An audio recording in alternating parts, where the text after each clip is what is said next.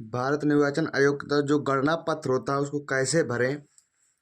ये पत्र सरकार की तरफ से आया होगा, इसको हमको भरना है। इसको कैसे भरेंगे, तो इसको यहाँ पर हमें निर्वाचन का नाम और ईपीसीआईसी सब पहले दिया रहेगा। इसको हमें कुछ नहीं करना, सिर्फ यहाँ पर क्या करना है, वर्तमान फोटो चिपकाना जो प्रेजेंट में है कि प्रेजेंट में इसकी पोजीशन कैसी है। और फिर जब नीचे है तो जब ये वाला कॉलम भरते हैं फर्स्ट वाला, तो इसमें सबसे पहले आधार कार्ड लेते हैं। आधार कार्ड के तहत कि उसमें डेट ऑफ बर्थ क्या है, तो उस डेट ऑफ बर्थ को यहाँ पर लिख देंगे। और फिर उसकी आधार संख्या लिख देंगे यहाँ पर।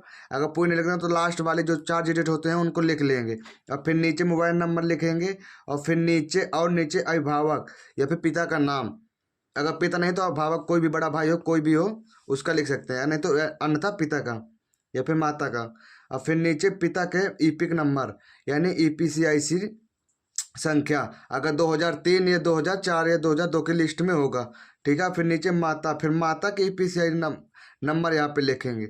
अब अगर शादी हो गई है तो उसके पति या पत्नी का नाम, अगर भाई लड़का है तो उसकी पत्नी का नाम, अगर लड़की है तो उसके पति का नाम अगर हो गई। अगर नहीं हुई तो ये दोनों लाइन क्या करेंगे, ये दोनों लाइन छोड़ देंगे, ठीक है। क्या करेंगे, छोड़ देंगे, नहीं खाली छोड़ देंगे, ठीक है।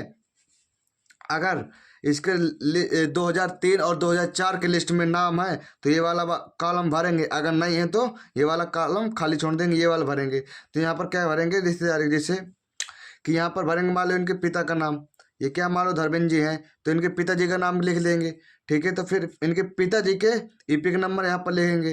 और फिर उनका पिता का नाम लिखेंगे यहाँ पर, मान लो कुछ भी नाम है, ठीक है।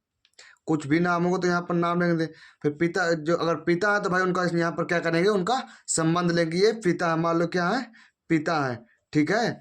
अब इनका जिला लिखेंगे, ये कौन से जिला के हैं, कौन, इनके पिताजी, ठीक है। तो इनका क्या करेंगे, यहाँ पर जिला का नाम लिख देंगे। और यहाँ पर कौन से राज्य के, तो यहाँ पर राज्य लिख देंगे। और यहाँ पर विधानसभा निर्वाचन क्षेत्र का नाम कि कौन निर्वाचन क्षेत्र में इनका वोट डालेंगे, ठीक है।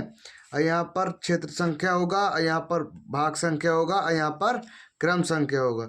और यहाँ पर बेलों के हस्ताक्षर होंगे, जो यहाँ पर बेलो होता है यहाँ पर ऊपर लिखा रहता है, ठीक है, उसके यहाँ पर हस्ताक्षर होंगे। और यहाँ पर वो स्वयं कर सकता है जिसका ये वाला फॉर्म आएगा, ठीक है, उसको यहाँ पर अपने हस्ताक्षर करना है। अब ये जो दो, तो ये वाले हो गए 2 कॉलम। अब ये वाले मान लो निर्वाचक का नाम, जो पहले से नाम निर्वाचक का होगा उसका निर्वाचक का नाम लिखेंगे। अगर इसका ईपिक नंबर यानी ईपीआईसी नंबर है तो हम यहाँ पर लिखेंगे, अगर नहीं है तो इसको हम खाली छोड़ देंगे। फिर इसके किसी संबंधी का नाम लिखेंगे, किसी संबंधी का नाम लिखेंगे। मान लो भैया इसके पिताजी हो, इनका पिताजी का नाम लिख देंगे यहाँ पर। और फिर यहाँ पर लिखेंगे इनका संबंध क्या है, ठीक है। यहाँ पर पिताजी के लिख देंगे उनका नाम, और यहाँ पर संबंध लिख देंगे। और नीचे लिख देंगे जिला किनका, निर्वाचक का, ठीक है।